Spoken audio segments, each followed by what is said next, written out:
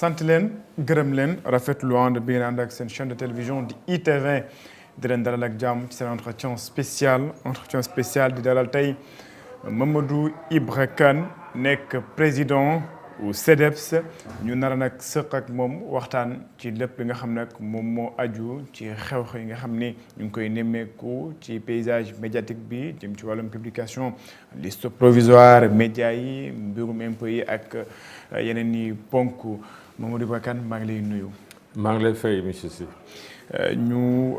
mu ko waxee woon dinañu ànd ak moom nag sax ak moom waxtaan ci ponk yi nga xam ni lim naa ko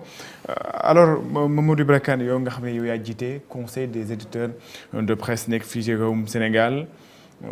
nguurub Sénégal rawatina ministère de la communication dafa génne woon wala boo taxawal ab plateforme bu ne médias yi nga xam ne ñoo nekk fii ci Sénégal niñ ci bindu ngir gouvernement bi wala état bi xam ni ñoom ñi ñooy médias yi nga xam ne ñoom ñooy doxal fii ci réewum Sénégal dañu koy dooree loolu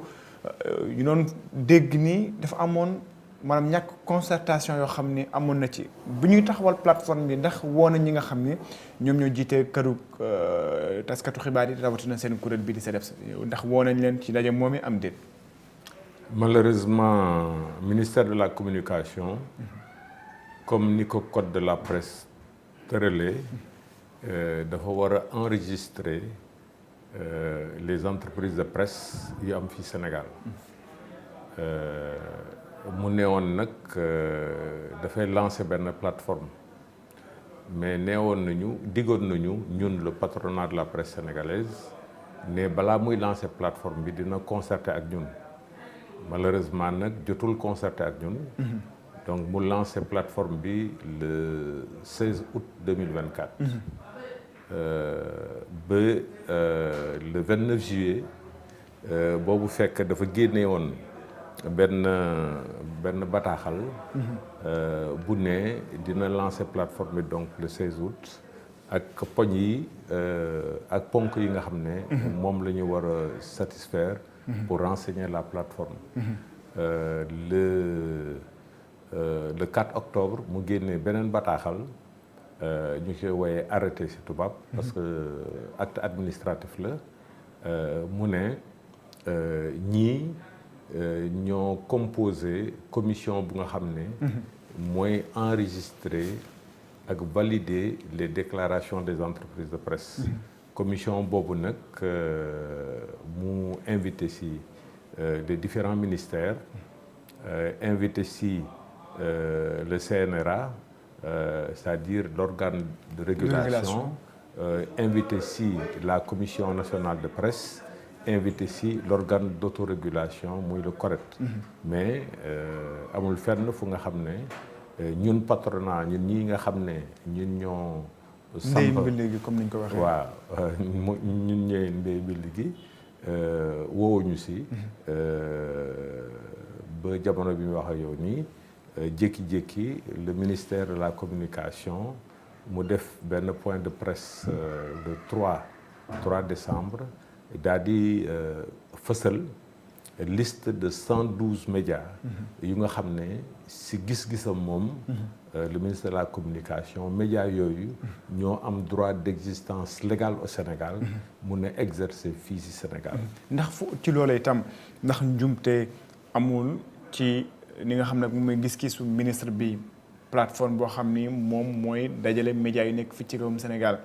ndax wax ni képp ku fa binduwul existé woo itam ndax njumte amu ci ndax am na lu ñu naan ay préalable yoo xam ni médias itam am nañ ko ñu koy toogaale ndaxte balaa dara ay entreprise légale lañu. Absolument donc ministre de la communication ak ministère am ak ñëpp ñu koy conseiller. dañu def njumte bu rëy a rëy njumte bu rëy a rëy bu nga xam ne conséquences yi néew ma erreur la mais faute la. waaw maanaam ministère amul sañ-sañ ne moom 112 médias yi mu wax. ñoom ñooy médias yi nga xam ne dañu am existence légale. Gouvernement bi reconnaître leen médias yooyu rek ñoo am droit exister fii ci Sénégal. keneen ku nga xam ne bokkuloo ci 112 yooyu. ministre bi jox na boppam compétence ne ñii ñooy entreprise de presse légale ñii ñooy médias yu lugoo yi. waaw te Sénégal nag sa dëgg-dëgg réew. bu nga xam ne dafa sukkandiku ci ay loi te ministre bi dafa violer loi bi nga xam ne moo gën a kawe Sénégal. muy la constitution du Sénégal. bu nga xam ne dafa ne boo buggee créer média création bi elle n'est soumise à aucune autorité administrative. maanaam yoonu ministère nekku ci. yoonu ministère nekku ci yoonu premier ministre nekku ci même président de la République dégg nga mënul tere. sénégalais wala entreprise bu Sénégal. créer média. donc ministre bi bu joxee boppam sañ-sañ boobu. c'est que am na lu mu nar. waaw te loolu nag moom la ñuy jànkonteel nii situation bi vraiment dafa doy waar. te ministre bu nga xam ne moom mooy wax kan moo am droit nekk média kan moo am droit nekk entreprise de presse. lire nga liste bi nga xam ni moom la ñuy publier ñu ne 112 organes de presse. boo doon def jàngat ci liste boobee bëri na xeebu ma li nga xam ni moom mooy chaîne YouTube xew-xew la lu am ci jamono la dañ ci war a ànd mais nees ko mën a jàngatee chaîne YouTube gëwuma ndax dina fay lu ñu naan impôt mais mu am chaîne YouTube yoo xam ni. ñu ne dañ leen reconnaître légalement parce que li code de la presse wax dépôt nañu ak moom waaye ñu ne ñenn ci ay chaîne de télévision bëgguma leen citer gis nañ ci ñaar ba benn quotidien itam ñu ne bokku ci loola itam boo doon analyser liste boobee lan lay doon. waaw d'abord maa ngi fàttaliku encore une fois. ministre amul sañ-sañ. ne kii moo am droit d'existence légale. ou pas. Donc ministre bi moom li ko yoon sas mooy mu enregistrer entreprise de presse ak les médias yi nga xam ne moom lay entreprise de presse yi daal di sos foofu la mën-mënu ministre de la communication yem léegi si liste bi mu génnee yow journaliste nga man am naa 40 ans d'expérience si presse. Tout à fait. am na ay médias yi nga xam ne dama leen gis foofu médias yooyu vraiment ñun ñi professionnel des médias sax ñun xamuñu leen ñaareel bi am na ay médias yi nga xam ne comme ni nga ko waxee ay web TV ay site internet ñenn yi ñu xam bu nga xam ne benn nit rek la moo sos mooy animé site internet boobu ñu gis yenn journaux de la presse quotidienne yi nga xam ne seen directeur de publication nekkul journaliste ba pare asamaan nag mu mun a am 10 ans d'expérience dans la presse waaw donc loolu mooy wane ne te comme ni nga ko waxee également am ay médias de référence yu bare man dinaa leen lim dégg nga parce que mënuloo wax ne Sen TV du télévision bu nga xam ne am na droit d'existence légale de toute façon Sen TV c'est une télévision légale dégg nga quel que soit ndax am na licence quels que soient les agissements du ministre de la communication de la même manière la 7TV la 7TV dégg nga ñu koy bañ a reconnaître une existence légale nee naa existence légale jàll na ci kaw du jàll na ci kaw te ministère kaw premier ministre kaw président de la république yoon moo wax ne boo remplir conditions yii da nga am l'existence da nga am existence légale donc vraiment ñuy mbëbët ne li tax a jóg ministre bi dégg nga du enregistrement déedéet moom dafa bëgg ne kan moo am droit nekk presse kan moo am droit nekk journaliste te loolu nag yoon may ko te ñun loolu la ñuy xeex ci liste boobee sax maa ngi gis coow bi su ma ko mënee wax noonu organe bii di Le Soleil ñëpp xam ko muy nekk si nga xam ne mooy quotidien national daanaka am na benn équivoque boo xam ni nit ñi bëgg nañ ko lever le directeur général bi nga xam ni moo fa nekk ndax moom mooy le directeur de la publication bu dee itam moom mooy le directeur de la publication moom mii suñu ko nee dañoo reconnaître le quotidien national ndax problème amul ndaxte gis nañ ni bu dee directeur général moom mooy directeur de publication ndax directeur général bi du journaliste. waaw jotuma ko vérifier parce que vraiment temps yi dafa rëb maa ngi ci plateau télévision yi ci rajo yi et tout jotuma vérifier loolu. Effectivement directeur généraux yu Soleil yu ma xamoon yëpp. balaa alternance politique bi ay journalistes la ñu woon. ok ñoom ñoo nekkoon. directeur de publication. jotuma vérifier nag bii. mais manquement boobu bu amee du ma bett de la part du ministère de la communication. am na comme ni ma la ko waxee ay quotidiens yi nga xam ne. non seulement duñu journaliste mais amuñu sax carte de presse. ok asamaan di am nag 10 ans d'expérience pour nekk directeur de la publication. donc dafa am kumba am ndey kumba amul ndey. dégg nga te loolu nag mooy wane ne que lu lël dégg nga liste bi nga xam ne moom la ministre de la communication génnee. yeneen motivation la mais lu dul yu dul le respect de la loi pour l'enregistrement des entreprises de presse. ministre bi gannaaw ba mu jàkkaarloog taskatu xibaar yi ne ñeneen médias yoo xam ne binduwuñu ci plateforme bi am nañu 72 heures ndax 72 heures bee ndax ministre bi leeralu ni 72 heures bi noppee ndax ñi nga xam ni enregistré wuñu duñu continuer di exister wala boog ndax ministère boobee mun naa dem ci boobe ak ci jamono joojee lan la ñuy xaar ci kuréel bi nga xam ne moom nga jiite mooy le conseil des éditeurs et diffuseurs de presse. xam nga góor gi si. boo yoree réew mënuloo ko yor comme ni nga yoree sa kër. nga xam ne yow yaay digal. réew dafa am ay sart yi nga xam ne moo ko doxal. mënuloo jël tey dogal ne da nga koy imposer aux citoyens sénégalais. dafa am diir bu nga xam ne sax au moins c'est raisonnable. mais pas 72 heures. te ba pare conférence de presse dégg nga ce n'est pas un acte juridique dégg nga yow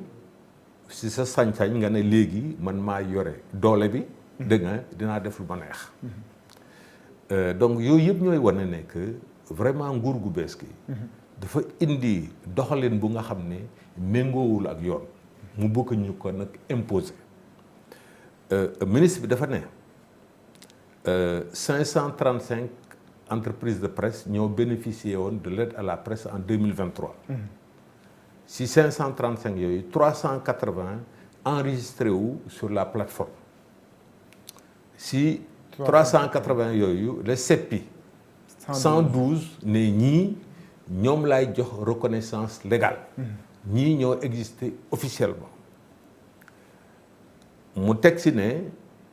ñi nga xam ne jotuñu woon enregistré si 535 yi ñooñu may naa leen 72 heures. ñi nga xam ne ñu ngi bokk si 380 yi dinaa leen envoyé ku nekk benn notification ne condition yi nga remplirul pour nga compléter sa dossier lii nga war a yónnee nangam. donc mais yooyu may wax nii yëpp c'est-à-dire que plateforme d'enregistrement rek la war a nekk. warul nekk leneen. ñu recenser ñaata média ñoo am Sénégal. ok et après ministère bi saytu ñi nga xam ne seen dossier complet wul mu laaj leen ñu complété ak yooyu nangam. ba pare mu ne médias yi nga xam ne ñoom ñoo enregistré. ñoo am statut entreprise de presse. statut entreprise de presse. ni ko code bi waxee ak décret bi nga xam ne moom la le président de la République jël pour wax les avantages liés au statut d'entreprise de presse li mu ñu lépp mais mun nañ jàpp ne ñi nga xam ne dinañ mën a jot l'argent public. maanaam li ñu wooyee aide à la presse. ñaareel bi loolu tamit binduñu ko. mais mun nañ ko xalaat. dina mën a am accès entreprise de presse bi dina mën a am accès au marché publicitaire de l'État. foofu la yem. ministre bi nag moo jox sañ-sañ boppam dégg nga ne man existence légale laay joxe. nee naa la ëpp na bopp ministre ëpp na kattanu ministre même président de la République constitution bi loi bi joxu ko loolu. donc jaay doole la fu mu nekk nii. waaw am na ñu nga xam ne reconnaître nañ leen am na ñu nga xam ne reconnaître ñu leen et ñooñu ñëpp dégg nga ils sont victimes de l'arbitraire de l'inconstitutionnalité de l'acte posé donc par le ministre de la communication. ndax mën nañ jàpp ni conseil des éditeurs de diffuseurs de presse mën nañu attaquer nga xam ne moom mooy arrêté ministre bi. waaw non loolu xaaruñu ko attaqué nañ ko. D'accord. Parce que Sénégal dafa am yoon xam nga lu ñu war a sàmm fii Sénégal pour jàmmalaat paix mun fi wéy mooy ñu respecter l'état de droit état de droit bi mooy nga nekk président de la République nga nekk simple citoyen da nga war a respecter suñu charte réew da nga war a respecter bépp disposition légale bu nga xam ne moom la ñu tëral munoo ñëw parce que nouveau régime nga bu am une légitimité populaire c'est incontestable léegi nag nga bëgg a soppi mbir yi dégg nga def ko yow comme ni nga ko xalaatee et non pas ni ko yoon tërale kon boo mën nañ jàpp ni décret bi attaqué ngeen ko ci yoon. non du décret arrêté la. arrêté c'est-à-dire que ministre arrêté ministériel. voilà arrêté moom la ministre bi mën a jël. tout à fait décret donc président nee naa la génnee na benn arrêté le 29 juillet génnee na beneen arrêté le 4 octobre ñaari arrêté yooyu donc la ñu attaqué. yéen a ngi xaar fu mu toll nii. waaw xam nga justice bi nag moom parce que c'est au niveau de la Cour suprême. justice bi moom ñun dafa am son propre temps dégg nga bés bu si eggee rek la koy xool mais teewul ñun fu mu nekk nii ñu ngi def campagne d'opinion auprès des Sénégalais pour expliquer leen ne ñun lu tax ñu opposé wu à la décision unilatérale illégale du ministre de la communication parce que ministre de la communication dafa bëgg wax ne ñi nga xam ne dañuy investir ay milliards de francs CFA dans le secteur de la presse depuis plus de 20 ans ñi nga xam ne dañu am ay personnels yi nga xam ne dañ leen di fay ay charges yi nga xam ne dañ leen di fay mu jékki-jékki ne loolu yëpp amul maanaam bu ñu toppee dogalu ministre bi lu mu wax le 3 décembre mooy ñooñu dañu war a tëj waaw te loolu nag mënul nekk parce que existence légale bi bu fekkee entreprise de presse la yaa ngi ko wékku si OHADA maanaam nga créer sa entreprise de presse mu am siège social mu am capital mu am identification fiscale mooy NINEA mu am registre de commerce donc yooyu yëpp moo tax yow nga légal dégg nga et en tant que citoyen sénégalais mun naa créer entreprise bu ma neex donc y compris dans le secteur des médias constitution bi ñëwaat ne booy créer sa média amul benn autorité administrative bu nga xam ne da nga ko war a laaj autorisation donc si loolu la ñu nekk nii ñu ngi def campagne d'opinion pour expliquer Sénégalais yi expliquer la société civile également def une démarche auprès de tous les partenaires étrangers du Sénégal parce que dañu yaakaar ne liberté de la presse moo lal démocratie liberté de la presse bu amul dégg nga nguur bu ñëw mën a def lu ko neex te ñun d'abord fakal la war nañu féliciter la presse sénégalaise parce que presse sénégalaise mooy la seule presse africaine bu nga xam ne a permis la réalisation de 3 alternances politiques et loolu vraiment dañ ko war a bàkkoo dañ ko war a tiitaroo te suñu la communauté internationale la communauté africaine ñëpp dañu ne vraiment Sénégal pays de démocratie la parce que dañu am benn presse bu nga xam ne c'est une presse républicaine une presse bu nga xam ne féetewul boor une presse bu nga xam ne moo permettre la pluralité politique bu indi comme alternance yi te alternance yi boo xoolee 2000 la commencé avec le président Abdoulaye Wade 2012 avec le président Macky Sall ak ren 2024 avec le président donc Diomaye Faye. alors ñu àddu sax ci leneen woo xam ni itam ba léegi coow la bi dox naam nekkatul ministère de la communication waaye beneen ministère la muy finance et du budget ak rawatina sax wàllu ñi nga xam ne ñoo fare ci impôt et domaine moo amoon ay loo xam ni d'abord mu baax ñu leeral ko mooy ci wàllum l'impôt am na ñu bëri ñoo xam ne xamuñu mbir mi nu mu demee ndax entreprise de presse yi dañoo bañ fay impôt.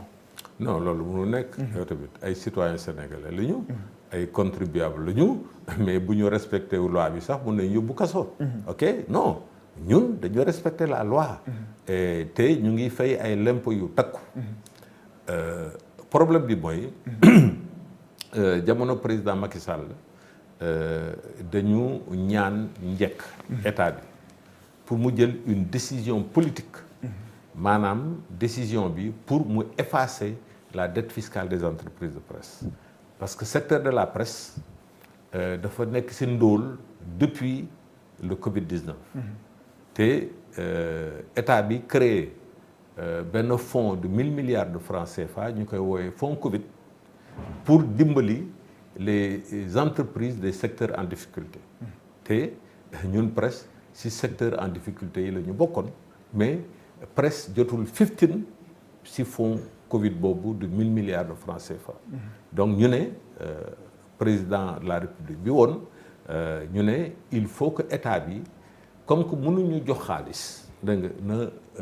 teggi suñu dette fiscale donc moo tax président bi fi woon daal di koy wax ci conseil des ministres le 20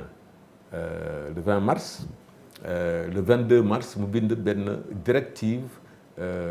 au ministre jamono boobu mu ngi koy tuddee ministre de l'économie et des finances te malheureusement nag antuwul parce que directive bi mu ngi ko jot le 22 le 24 mu am des élections présidentielles et grâce au travail extraordinaire de la presse déjà dimanche ci guddi rek le 24 mars xamoon nañu kan moo donc gagné présidentielle bi et ndeysaan ndam ci yàlla Mamadou Moustapha Ba mu nga xam ne moom moo nekkoon ministre de l'économie et des finances woo na ma ne ma mënul woon formaliser l'effacement fiscal parce que moom mu ngi ko jot le 22 le 24 mu am élection ñu fal le président Diomaye Faye donc mënul woon moom teggi fait boobu donc moo tax jotul donc formaliser l'effacement fiscal donc nouveau régime bi bu mu ñëwee balaa muy ñëw sax nee woon na moom nanguwul loolu ñu ne ko waaw amul benn problème am nga sañ-sañ yoo yaay président de la République pour ne entreprise de presse yi dañu war a fay l'impôt lenn rek la ñuy ñaan que l'impôt bi amal nañ ko mais dañu nekk ci ndóol crise économique ak crise sociale bu tar léegi ngeen may ñu ay moratoire nanguluñu nag ces moratoires là loolu moo indi ay jafe-jafe ba mu am ay poursuites contre les entreprises de presse ñu bloqué seen compte ñenn ñi sax ñu organiser ay procédures de saisie de leurs équipements immobiliers donc le fait qu'un État bañ a maye moratoire ay entreprises yi nga xam ne day nekk en difficulté ay entreprises yi nga xam ne seen situation financière économique xam na ko parce que dañuy déposer ay états financiers loolu aussi am na lu mu doon tekki que nguur gi bëggul may dara entreprise de presse yi parce que si gis-gisam dafa yaakaar ne entreprise de presse yi dañu féete woon ak l'ancien régime man mii di wax ak yow position yi may défendre tey nii par rapport à la liberté de la presse même position laa doon défendre sous le président Abdoulaye Wade sous le président donc Macky Sall tey la même chose laay défendre pour que presse bi ñu bañ a atteindre la liberté de presse. Justement par rapport au déblocage li nga xam ne mooy les comptes des entreprises déggoon na amoon nañu écho benn information ñu ne compte li nga xam ne moom am nay entreprises yoo xam ni bàyyi woon nañ seen compte am ñeneen yoo xam ni bàyyiwuñu leen ñu ngi leen téye ba tey fu mbir mi toll. waaw xam nga dañu jotoon rencontrer le ministre des finances et du budget Cheikh Diba. si teewaayu également le directeur général des impôts et domaines mu ñu koy wooye DGID. sigle bi donc monsieur Abdoulaye Diagne ñu defal leen donc mëbët ne ñun ay moratoire la ñu bëgg ba pare ñu débloquer suñu compte bancaire yi ñu arrêter les poursuites contre les entreprises de presse ba li des ci 2024 bi ak 2025 bi lépp dégg nga donc ñoom ñu ne enregistré nañu lu ñu bëgg dégg nga et incha allah dinañ fexe ba ñu mën a débloquer les comptes bancaires donc 26 novembre bi loolu c'était au mois de septembre xaw ma octobre maa ngi jaxase date yi ba 26 novembre bi dégg nga la dernière entreprise de presse bu nga xam ne compte dafa bloqué ñu daal di koy débloqué. D'accord am na alors solution wala ñu ne des pistes de solution ndax mën nañu ci jamono ji gis nañ ni wax nga ko bu nekkul ministère de la communication mu nekk ministère des finances wala mu nekk impôts et domaines presse bi nekk ci benn bulle boo xam ni mu ngi jàppante diggante ak ministère yi jafe-jafe xaw a bëri lool wax nga ko tànk nee nga peut-être am na benn volonté bi nekk ci ginnaaw waaye ndax yan piste de solution ñoo am ngir ñu mën a génn ci mbir mi ku nekk wéye li nga xam ne moo di liggéeyam. waaw dama bëgg a def benn constat d'abord. constat bi mooy nguur gu bees ki bu mu ñëwee depuis lu ëpp 8 mois muy ba ñu koy xayma xuma 258 jours ay jafe-jafe rek la posé à la presse. benn bi mooy lu ma doon nettali léegi asphyxie fiscale. mais en même temps ñu def une asphyxie économique maanaam créance yi nga xam ne état bi moom la amel entreprise de presse yi. dégg nga nangu ko fay te créance yooyu sax ñoo gën a takku. li nga xam ne entreprise de presse privée yi amel nañ ko état. lank ne duma ko fay xam nga loolu jaay doole la. loolu bu ñu ko defee dañu bëgg affaiblir les entreprises de presse am na entreprise de presse yu bari yi nga xam ne bu ñu tëjul sax fonctionner tuñu am na entreprise de presse yu bari yi nga xam ne seen personnel bi am na ay mois et des mois et des mois d'arriérés de salaire. am na ay entreprise de presse yi nga xam ne gëj nañu cotiser les cotisations sociales maanaam mooy IPRES pour la retraite ak caisse de sécurité sociale pour les accidents de travail. am na ay entreprise de presse yu bari yi nga xam ne fayatuñu la couverture médicale de leurs employés. parce que si biir entreprise de presse du journaliste ak technicien des médias rek ñoo fa nekk. Tout à fait. am nañu administration am nañu le personnel d'appoint les chauffeurs par exemple les techniciens de surface et cetera et cetera donc c'est un tout ok mais ñoo ñëpp fu mu nekk nii ñu ngi jànkonteel ak crise bu metti parce que état bi nanguwu leen fay xaalis bu nga xam ne moom la leen amel ñu waxati li gën a traduire une volonté politique de tuer économiquement la presse mooy premier ministre jël au mois de juin une note bu nga xam ne mu envoyé ko à tous les démembrements de l'État maanaam ministères yi agence nationale yi société nationale yi ak différents organismes mu ne leen nañu rompre de manière unilatérale tous les contrats de publicité avec la presse privée xam nga loolu dafa am lu muy tekki. donc ñu jot ñi nga xam ne ñoom la ñu seqanteloon ay kii ay Puma ay port de Dakar ak yeneen dégg nga ñu jot ay correspondance yu ne ñu bind objet dégg nga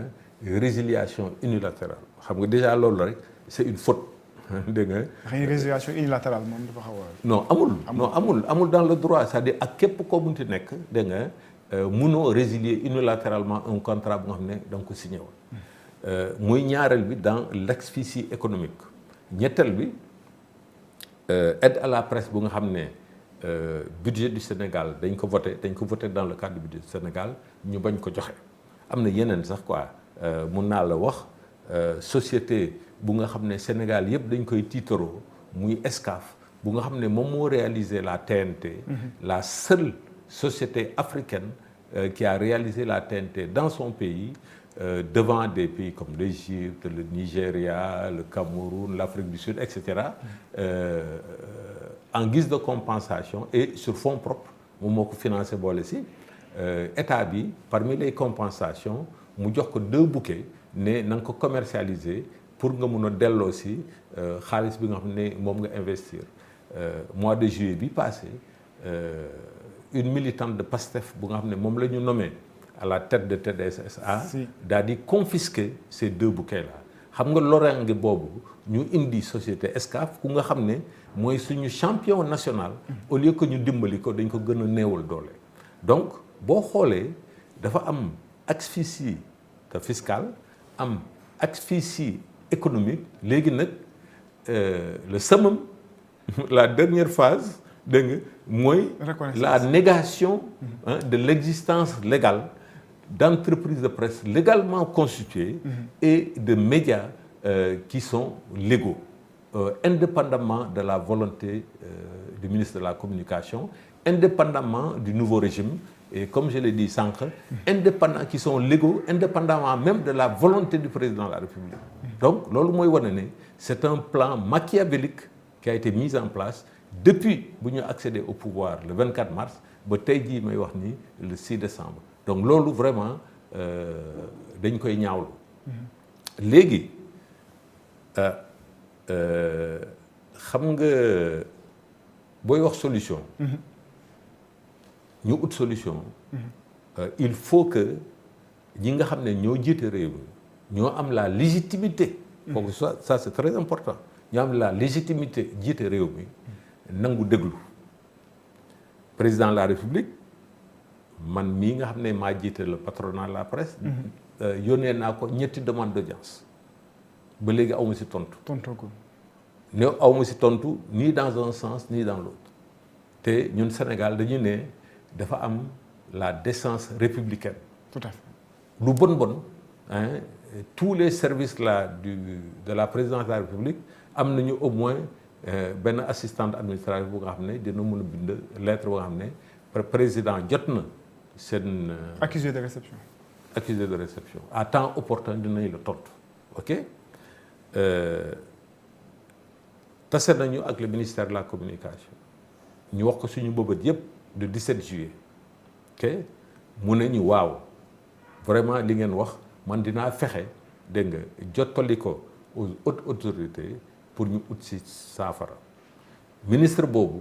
moo ëlbatiku nekk un pourfendeur de la presse privée daal di ñuy jiiñ ne ñun ñoo amel impôt yu ñu amel état bi dégg nga dafa jéggi dee daal di ñuulal la réputation des entreprises de presse mel ni ñun ay bandits fiscaux mel ni ñun nangu ñu fay l'impôt non ñun dañu yàgg fay l'impôt comme ni ma ko waxee sànq dañu nekk ci ndóol dégg nga ñu bëggoon ñu effacer ñu la dette fiscale comme que effacé wuñu ko ñu defal ñu ay moratoire nanguwuñu ko vraiment ministre bi daa di laisser entendre que la principale part de la dette fiscale entreprise de presse yi yu privé yi ñoom ñoo ko yor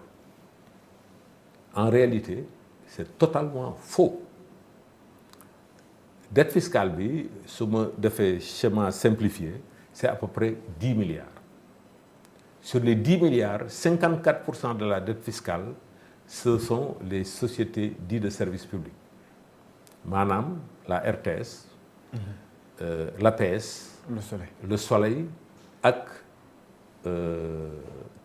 TDS-SA bu nga xam ne moo mujjee ñoom moom mooy gérer la plateforme de la TNT ñoom ñoo représenté 54%. ñun entreprise privée yi on ne représente que 46%. D'accord. ok te 46% mooy maanaam 4,5 milliards à peu près. te état bi lu mu ñu amal ci xaalis moo ëpp loolu. waaw donc suñu ministre bi mu toogee ba léegi depuis 258 jours depuis plus de 8 mois amul benn solution bu mu indil au secteur de la presse ministre boobu. mu ngi mel ni dañ ko nommé dañ ko jox mission ne yow benn mbir lañ la sas mooy nga liquider la presse privée au Sénégal te loolu nag vraiment dafa doy waar donc ñun ay citoyens la ñun nangu nañu wuyu képp ku ñu munti woo muy président de la République muy premier ministre wala sax suñu ministre de la communication te ñun xeebuñu kenn ñun lu ñu bëgg mooy suñu problème yi réglé pour que mu bañ a am atteinte à la liberté de presse que li nga xam ne moo indi ñetti alternance politique fii Sénégal mu continuer di wéy wala sax ñu améliorer ko parce que ñun am nañu gis-gis pour médias Sénégal yi mun a gën a participer au développement économique et social mun a gën a participer à la pluralité politique gën a mun a defar Sénégal ba waxoon nañ ko sax le président de la République faire rêver les Sénégalais waaw te loolu mun nañ ko Sénégal am na ay problèmes yu bëri nga xam ne presse bi mun na ko dimbali pour mu régler ko mais malheureusement kenn nanguwuñu dégg et loolu nag mooy li nga xam ne moom la ñu mun a jàpp ci nouveau régime du président Bassirou Diomaye Faye. Mamadou Ibra Kane ma fàttali leen moo nekkoon suñu gan ci l'entretien spécial yi may wax ni waxtu wi sax jeex na ma bàyyi nga tàggatoo. waaw maa ngi tàggatoo ak di gërëm d'abord seen groupe bu nga xam ne c'est un acteur de référence dans le paysage médiatique sénégalais di leen massawu ci problème yi ngeen am parce que nguur gi amel na leen xaalis bu bare te nangu leen ko fay mais vraiment yéen a ngi continuer seen liggéey maintenant nag message bu may lancé ñun ay journalistes lañu ñun ay entreprise de presse lañu mais mbir bi ñuy liggéey mbiru sénégalais yi la mbiru citoyen sénégalais comme ni ma ko waxee sànq ñun ñoo favoriser grandement les alternances politiques te loolu buñ ko defee defal nañ ko suñu bopp certes en tant que citoyen sénégalais mais réew mi lañ ko defal et il faut que sénégalais yi comprendre ne nouveau régime bi qui a toute sa légitimité ok qui a toute sa légalité mënul jalgati yoon parce que nouveau régime bi comme ni muy def nii di jalgati yoon en matière de liberté de la presse loolu njaaxum lay indi fii Sénégal parce que ñun dañu fal un président de la République fal ay député mais faluñu yàlla benn citoyen la ñu jël si ñu biir ñu fal ko ñu encadrer ko avec la constitution du Sénégal avec les lois et règlements du Sénégal donc ñu ne moom moo am légitimité moo am dogal mais na ko def dans le cadre de la loi te citoyens yi nekk ay sentinelles de la démocratie député yi dégg nga nekk ay sentinelles de la démocratie société civile bi nekk sentinelle de la démocratie ba dem nañu sax ñu ne il faut que ñu dem partenaires étrangers yi nga xam ne ñooy liggéey ak Sénégal ñu wax leen lu xew fii Sénégal jamono bii ñu toll les atteintes à la liberté de presse donc loolu vraiment suñu liggéey la et incha allah yàlla dinañu may ndam parce que président Abdoulaye Wade nekkoon na fi def fi ay 12 ans mais il est parti. Tout à fait. Le président Abdoulaye Wade le président Macky Sall aujourd'hui le président kii tôt ou tard président Diomaye dina dem. Tout à fait. ok mais donc ñun presse on va tout le temps rester ici li Babacar Touré doon wax ne ñun nous sommes des chefs de gare train day ñëw ñu siffler dégg nga ñu baisser drapeau bi beneen train ñëw ci ñun loolu lañ fi nar a nekkee. et loolu pour jàmm la paix am fii Sénégal. sant ko gërëm ko moom Mamadou Ibra Kane nekk président du conseil des éditeurs et diffuseurs de la presse nekkoon suñu ganu peut-être ci entretien spécial ñu leen di jox dig daje ci beneen numéro ak beneen gan ci entretien spécial jaa ngeen jëf Jean-Charles